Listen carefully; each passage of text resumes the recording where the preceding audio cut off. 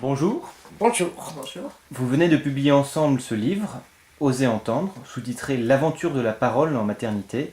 Alors tout d'abord, qui êtes-vous? Alors, nous sommes toutes les deux pédiatres. Je m'appelle Catherine Razavet. J'ai été pendant 37 ans pédiatre à Paris, dans le 9e arrondissement, dans le centre de Paris. Je m'appelle Suzanne Siric, j'ai été pédiatre à Saint-Ouen pendant la même période, dans le 93, tâche où nous avons exercé la pédiatrie libérale, mais également nous avons travaillé en institution parfois et voire à l'hôpital. Et nous avions un peu l'étiquette de pédiatre aux grandes oreilles, ce qui voulait dire qu'on privilégiait quelque part l'écoute. Mais nous sommes pédiatres, pas des psys, ni des psychiatres, ni des psychologues, encore moins des psychanalystes, pédiatres, point. Alors pourquoi vous êtes-vous lancé dans ce travail? C'est à la suite d'une certaine insatisfaction de notre travail de ville. En ville, lorsqu'on voit un enfant, surtout si c'est un nouveau-né, même si on prévoit très longtemps pour la consultation, il y a tellement de choses à voir, se préoccuper de la grossesse, de l'accouchement, bien sûr examiner l'enfant, se préoccuper de son alimentation, de son sommeil, des conditions de vie, tant de choses qui laissent peu de place à une parole libre. Je pense que tu dirais. Absolument. En fait, tout ne pouvait pas être abordé. Et dans les consultations qui suivent, on est plus tourné dans l'immédiateté, certes, mais dans le futur que par rapport au passé de la famille. Oui, tout à fait. Alors, quand et surtout comment avez-vous décidé d'intervenir en maternité? On Oui. a décidé de faire ce travail devant cette insatisfaction que nous avions toutes deux par rapport à ce manque d'attention. C'est pas que nous n'étions pas attentives, mais ce manque de temps qui nous empêchait d'aborder la relation parent-enfant qui Oui. était relativement limitée. Et en fait, nous arrivions à la retraite à peu près en même temps. Et c'est à ce moment-là qu'on a décidé, enfin qu'on a pensé qu'il était plus utile d'intervenir le plus en amont possible, c'est-à-dire immédiatement après l'accouchement, donc en maternité. Mais ça, c'était bien joli, mais l'idée était belle, mais la réalisation était plus compliquée. Il nous a pris 2 ans où on a cherché désespérément un service jusqu'à nous retrouver à l'hôpital Robert Debré dans le service du professeur Houry en maternité. Alors, une fois à l'hôpital Robert Debré, comment avez-vous fonctionné? Nous avons beaucoup attendu quand même. Fallait-il faire venir les mères dans un groupe d'écoute?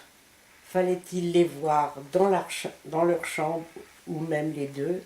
En définitive, nous avons choisi d'aller les voir très régulièrement dans leur chambre, une fois par semaine, 10 mois sur 12, avec une discipline que nous nous étions imposée pour avoir un travail dans la continuité. Et beaucoup de rigueur. Et une rigueur. Et là, on a été absolument fascinés par le matériel qu'on obtenait, ce qu'on entendait. La vulnérabilité des mères qui sont quand même ébranlées par l'accouchement, l'hypersensibilité, la sensibilité exacerbée des pères confrontés à leur paternité toute neuve, et aussi l'histoire de leur famille, de leur lignée, parfois très très lourde. Et une chose qu'on peut dire aussi, c'est que ce service de Debré accueille des femmes à peu près originaires de la terre entière. C'est un service Tour de Babel. Or, les mots étaient les mêmes, ce qui prouve l'universalité. Enfin, les sentiments étaient les mêmes, ce qui prouve bien leur universalité. Et quel que soit leur pays d'origine, et quels que soient les rites qui ont façonné leur vie.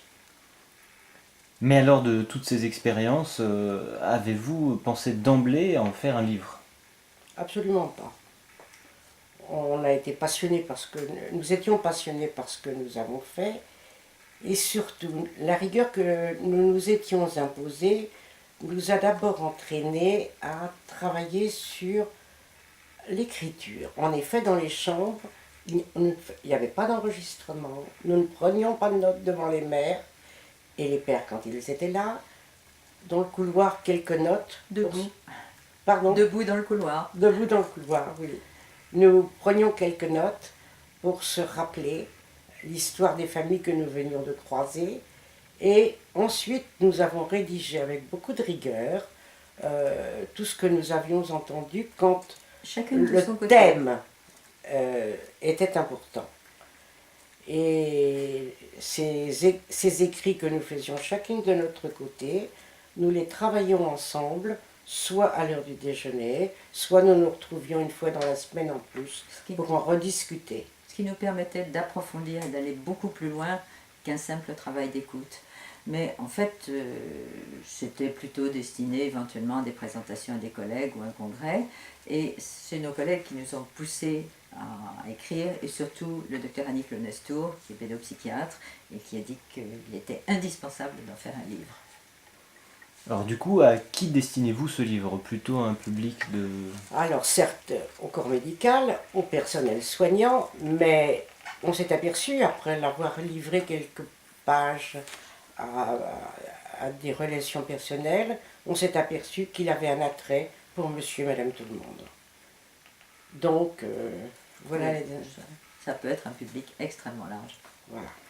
Souhaitez-vous dire quelques mots en conclusion? La première chose d'abord, c'est la passion et l'enthousiasme qu'on a mis dans ce travail.